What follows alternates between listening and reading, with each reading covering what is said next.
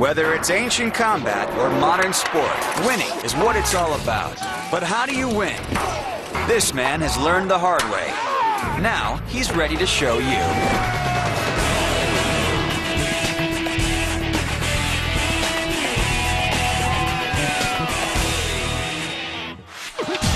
Ancient warriors dreamed of a long-range weapon that could pierce through a man and his armor with pinpoint accuracy. Such a weapon was created, one of the first handheld mechanical killing machines. Next on Conquest, how to win with the crossbow. Right, gentlemen, you're all skilled in various weapons, but the only skill you're going to need this time is the possession of one eye and two fingers. Let me explain. The crossbow. The Chinese had it by the 6th century BC, the Greeks used it by the 4th century BC, the Romans used it mainly in a heavy siege version called the ballista. After the Romans, there's no firm evidence of it until the 10th century AD, which is where we pick up the story. You're going to be taught how to use the various types of medieval crossbow, which is where you will need your one eye and two fingers. After that, we'll introduce you to the modern high-tech weapon, and you will compete against each other in a final challenge. In medieval times, the crossbow was recorded in 947 AD at the Siege of Senlis, where it caused heavy casualties. When the Normans invaded England in 1066, the crossbow went with them. Soon after that date, the crossbow became the major missile weapon in Europe. So how was the crossbow invented? Well, I think this is one possible answer. If you accidentally draw a bow with too short an arrow, the arrow can get hooked up behind the bow. Now, some early archer must have realized this could be quite useful. The energy of the bow is now stored. All I need to do is find some way of mechanically releasing that energy. Now, if I replace my arm with a piece of wood and make some kind of trigger mechanism to release the arrow, well then, I got myself a crossbow. The earliest medieval crossbow was called an arbalest. A short bow stave of yew or elm, often protected by skin, was lashed into a wooden stock, or tiller. About halfway along the tiller was this rotating catch, the nut. This was made of brass or horn. At the bottom of the nut, there is a notch, and into that notch went the trigger, this Z-shaped mechanism here. The string was pulled back to engage with the nut. A little pressure on the trigger would release the nut and send the string flying forward.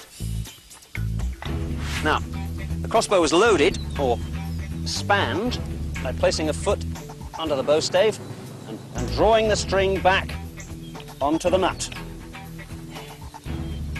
The bolt was then placed inside the string, and the whole thing was released by a touch on the trigger.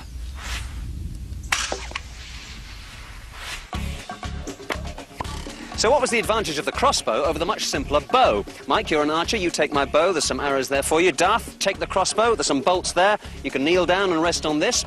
Now, from behind those hay bales over there, a head is going to appear at some point over the next few minutes, like that. And I want you guys, at point-blank range, to shoot it, all right?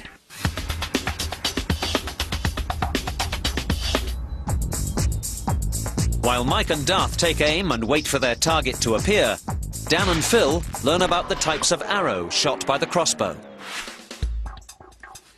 A crossbow fires a short arrow called a bolt or a quarrel.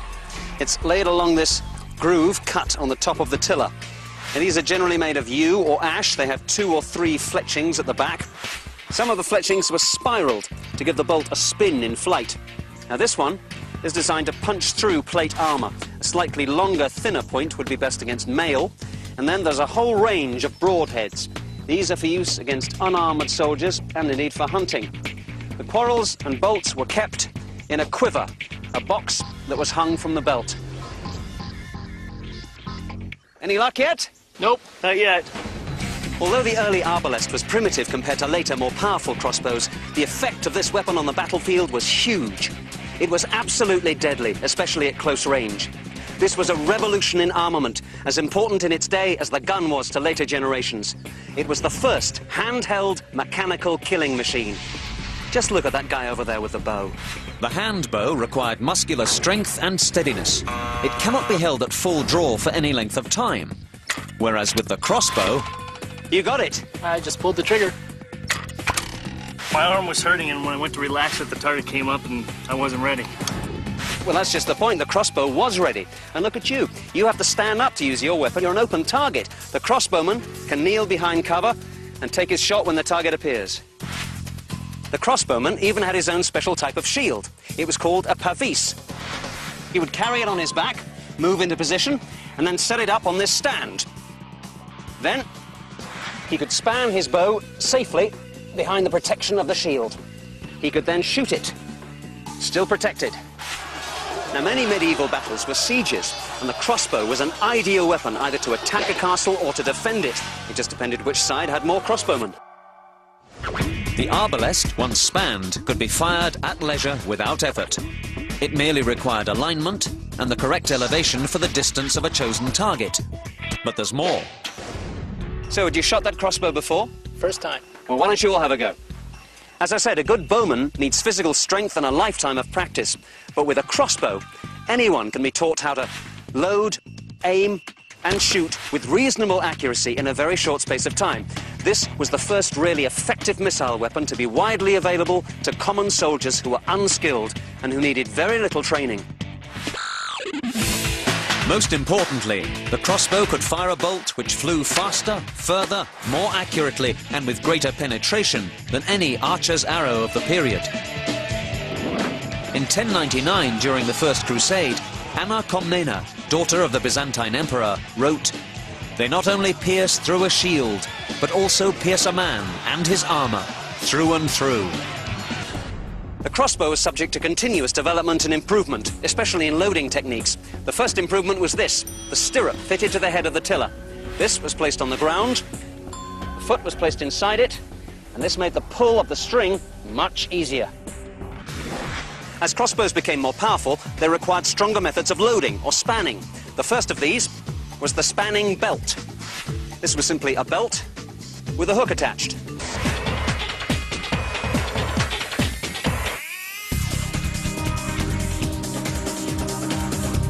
The crossbowman places his crossbow on the ground, kneel down, put the hook over the bowstring, and then he could use the full force of his body to pull that string up. A further refinement was to put the hook on a pulley, which moved along a cord. One end of this was attached to the belt, and the other to a peg on the tiller. The body pulled the string back as before, but the pulley gave a 2-to-1 mechanical advantage. From around 1300, the metalworkers of Europe discovered how to make bowstays of steel, of relatively high resilience. Now, these were a great improvement, but they were expensive and they required some extremely skilled metalworking. The bowstay was usually held in a recess cut in the front of the tiller, and it was either bound on with cords or secured by a system of braces and wedges.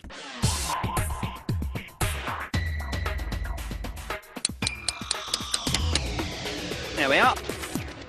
These more powerful crossbows required a much stronger spanning system to load them. Now, the windlass was a metal frame that attached over the butt end of the tiller. Connected to it was this drum with 2 winding handles, connected to a couple of cords and a whole system of pulleys. At the business end were these 2 hooks. They hooked over the bowstring, and then the windlass itself was wound up. The string is pulled backwards over the nut, and when it reaches that point, you want to check that the trigger is fully engaged. Now the windlass is wound down to engage the bowstring onto the nut, and the windlass itself is then removed. Now, at last, you have a really powerful crossbow with a mechanical spanning system, a truly deadly weapon.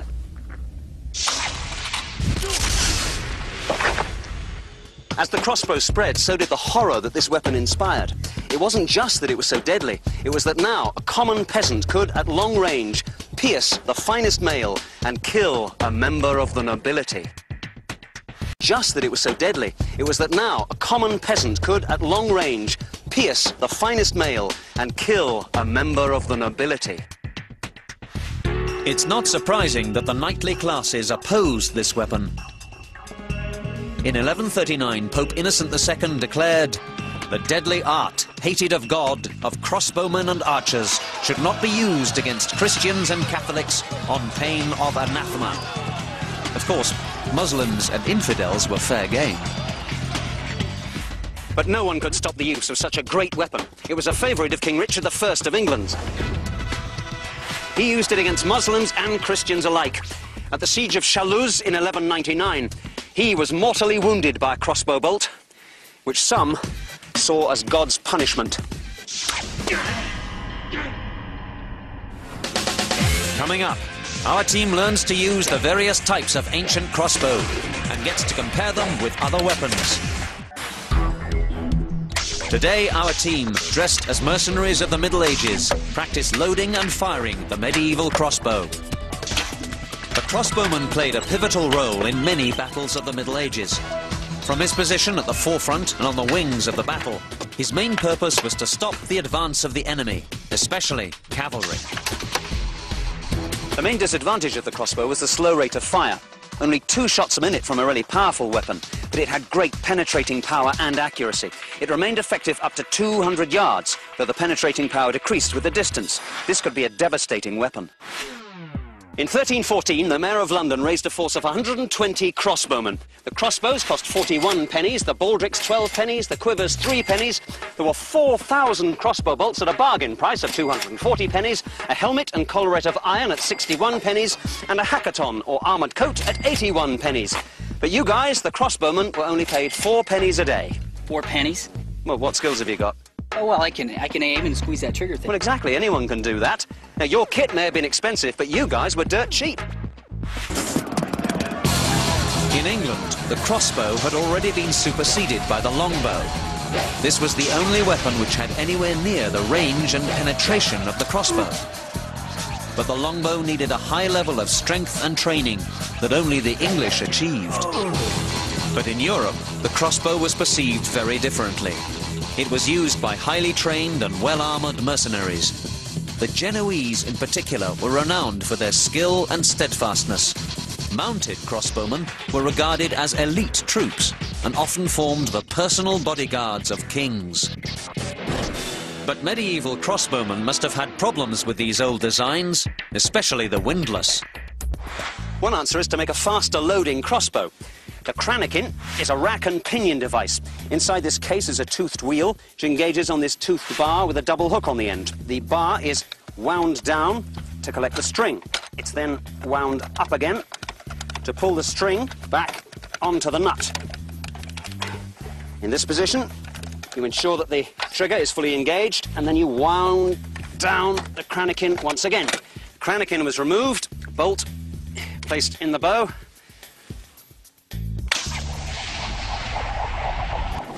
Now, the Kranikin was much more manageable than the windlass, and because you didn't have to rest the bow on the ground, a mounted crossbowman could now use a much more powerful weapon.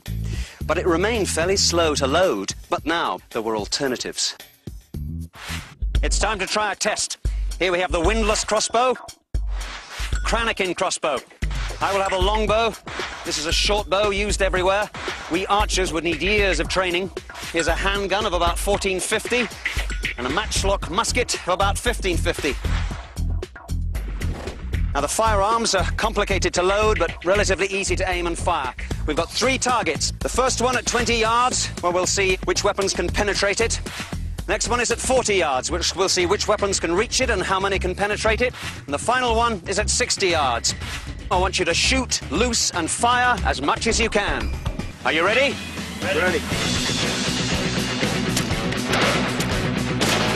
The team shoots at the first target 20 yards away. All the projectiles hit the armoured dummy.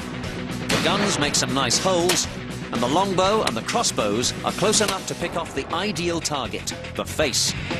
But the arrows from the short bow just bounce off. Even at this close range, this weapon requires a well-aimed shot to an unarmoured part of the body. So the short bow is eliminated. Next, the second target at 40 yards. After 3 tries, the longbow finally strikes the target. The matchlock hits with ease. Both crossbows are accurate enough to strike the target, but don't quite penetrate the heavy armor. The handgun is completely inaccurate and is eliminated. For the third target at 60 yards, my longbow should certainly be able to penetrate the armor, if I can hit it. I shoot plenty of arrows, but I miss, which eliminates the longbow and leaves the crossbows and the matchlock. The crossbowmen have to carefully adjust the elevation and allow for windage, which is the effect of any side wind on the bolt. One bolt actually does hit the target, but with so little power that it bounces off. The matchlock hits and punches straight through the armor. The crossbow loses out, making the matchlock the superior weapon. In its time, the crossbow was a remarkable weapon, but it was only really effective against plate armor up to about 60 yards. It performed just as well as the longbow in everything except the crucial rate of fire, but it required much less skill to learn how to use it. But neither of these weapons could match up to the growing power of the gun. With the introduction of firearms, the military crossbow was practically obsolete after 1550. From then on, crossbows were used mostly for hunting or target shooting by the leisured classes. Right, gentlemen. It's only in the last 50 years, with the introduction of modern high-tech materials, that the design, construction and power of the crossbow has seen revolutionary change. For you to experience the modern crossbow, we've come here to the Valley West Archers Range. Take up a bow. Let's get to work. Otis Snyder, who represents Horton Crossbows, instructs the team on how to use today's state-of-the-art crossbows fitted with scopes, which help the shooter focus more accurately. Hi team, before we start to shoot the crossbow, there are a few basics you're going to have to pick up on. Number one, and probably the most important, is the safety. Safety's ambidextrous, left or right on the crossbow. Must be in the fire position to cock. Out front of the bow, there are grooves at the forearm of the crossbow. Those are for your thumbs and fingers. Keep them in there. Basic way of cocking the crossbow, step into the stirrup up to the ball of your foot. I try to put my chest right down on the stock, get my index fingers along the rail, use all 4 fingers on each hand, all the way back to the latch. Crossbow's then cocked, automatically goes in the safe position when it's cocked. The methods for spanning the crossbow are the same now as they have always been. The straight pull, the hook and pulley, and the windlass. But our team still has difficulties. Coming up, our team faced their final challenge with some of the most powerful crossbows on Earth.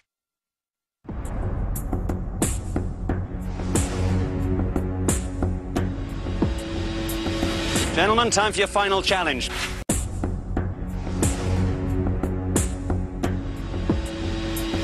Gentlemen, time for your final challenge. We've set up targets at 20, 40, and 60 yards. Between 20 and 60 yards, your arrow will drop by 6 feet.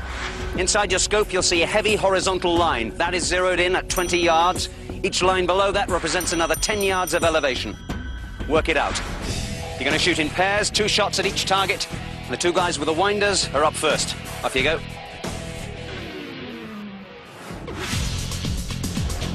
Although they will shoot in pairs, it's every man for himself. So may the best crossbowman win.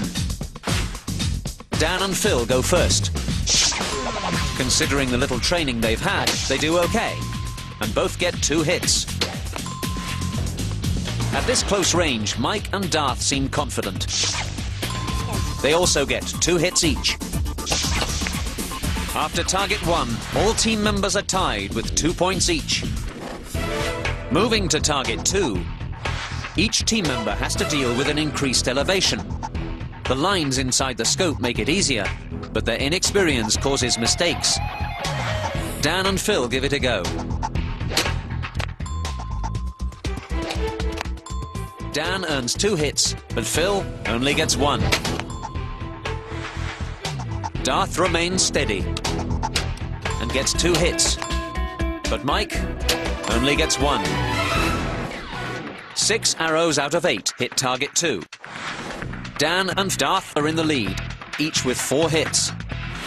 Tension builds as the team tackles target 3, the bear. Dan and Phil find 60 yards a difficult range, but Dan still manages to get 2 hits. Phil, on the other hand, only scores 1. Mike lacks concentration and makes only 1 hit, but Darth maintains his focus and strikes the bear twice. The team doesn't know it, but there is no clear leader after target 3. All right, guys, those are your fixed targets. Now for your surprise.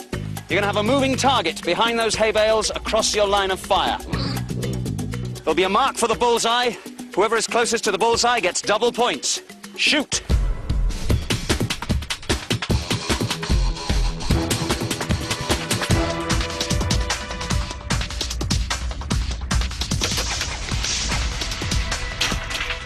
The team has finished the Conquest challenge. Now let's tally up the scores. All right, gentlemen, let's have a look at the ball.